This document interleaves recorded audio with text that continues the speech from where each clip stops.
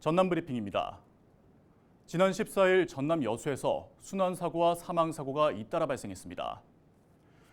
여수 소방은 14일 오후 1시쯤 봉산동 냉동공장 선착장에서 사람이 바다에 빠졌다는 신고를 접수한 뒤 출동해 A씨를 긴급 구조했습니다. 이어 오후 4시쯤 80대 여성이 연락이 안 된다는 동사무소에 신고를 접수하고 광무동의 한 주택에서 B씨를 발견했지만 이미 숨진 상태였다고 설명했습니다. 경찰과 소방당국은 이웃의 진술 등을 토대로 정확한 사고 경위를 조사하고 있습니다. 중소벤처기업부가 주최한 지역특허발전 특구평가에서 완도군이 장관상을 수상했습니다. 지난 11일 열린 특구평가에서 완도군은 전국 190개 특구 가운데 6위를 차지해 성과가 탁월한 특구로 선정됐습니다. 특히 해조류 전복산업특구에서 해조류를 활용한 화장품과 가공식품, 완도 지역 특화 자원을 활용한 해양치유 테라피 제품 등을 개발한 점이 높은 평가를 받았습니다. 장흥군이 국도비 확보를 위한 공모 사업과 국고 건의 사업 발굴에 나섰습니다. 장흥군은 최근 국도비 확보를 위한 보고회를 열고 각 부서별 올해 공모 사업 추진 성과와 내년 추진 계획, 2025년 국도비 신규 사업 등을 공유했습니다. 장흥군은 편백숲 우드랜드 등 지역 자원을 거점으로 웰리스 관광 활성화 사업과 목재 친화도시 조성 사업 등 신규 사업을 발굴해 추진할 계획입니다. 인공지능이 디자인한 경관 조명이 순천 오천언덕에 불을 밝혔습니다. 순천시가 오천언덕에 설치한 크리스마스 트리는 24m로 내년 1월 말까지 매일 오후 5시부터 밤 11시까지 오천 그린광장을 수놓을 예정입니다. 노관규 순천시장은 2023 순천만 국제정원 박람회를 성공적으로 치러낼 수 있도록 응원해준 순천 시민에게 감사한 마음을 담아 어두운 곳에서 불빛이 길잡이가 되듯 순천의 미래를 밝혀나가겠다고 전했습니다. 연말연시 주위 분들에게 선물하실 일 많을 텐데요. 가장 간편한 선물로 떠오르는 게 바로 기프티콘입니다.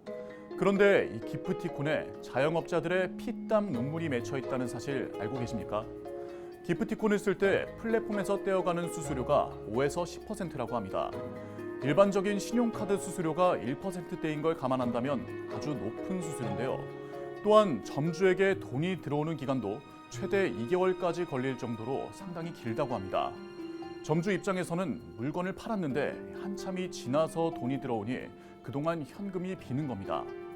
그렇다면 기프티콘을 거부할 수는 없느냐 이렇게 물으실 수 있는데요. 점주가 기프티콘 결제를 거부하면 가맹 계약을 끊어버리는 등 본사에서 불이익을 주는 경우가 많았습니다. 이에 대해 최근 공정거래위원회가 기프티콘 가이드라인을 만들겠다고 나섰습니다. 본사와 가맹점 간의 수수료를 나눠내게 비율을 정하고 또한 가맹점주 70% 이상의 동의 없이는 기프티콘 취급을 강제할 수 없게 하겠다는 겁니다. 우리에게는 너무나도 편리한 서비스였던 기프티콘이 누군가에게는 갑질의 대상이었다고 하니 마음이 좋지 않습니다.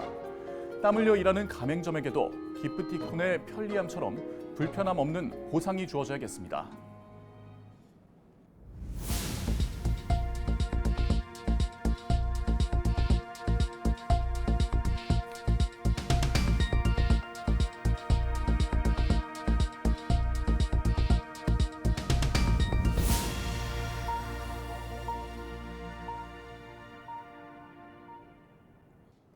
순천시가 내년 상반기 공공일자리 사업 참여자를 모집합니다.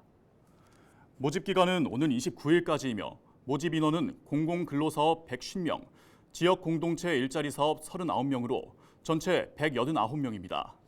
신청 자격은 18세 이상 근로 능력이 있는 시민으로 취업 취약계층과 청년 실업자 등 생계 지원이 필요한 시민이라면 신청할 수 있습니다. 진도군이 14일부터 내년 1월 31일까지 성금 모금을 진행합니다. 진도군은 읍면사무소나 진도군청에서 성금 모금을 희망하는 참여자 누구나 전화로 참여 문의가 가능하다고 설명했습니다. 지난해 진도군은 성금 2억 8천여만 원을 모금해 지역 저소득층 지원과 주택 개보수, 이동이 불편한 이웃을 위한 찾아가는 복지 서비스 등을 지원했다고 밝혔습니다. 지금까지 전남 브리핑이었습니다.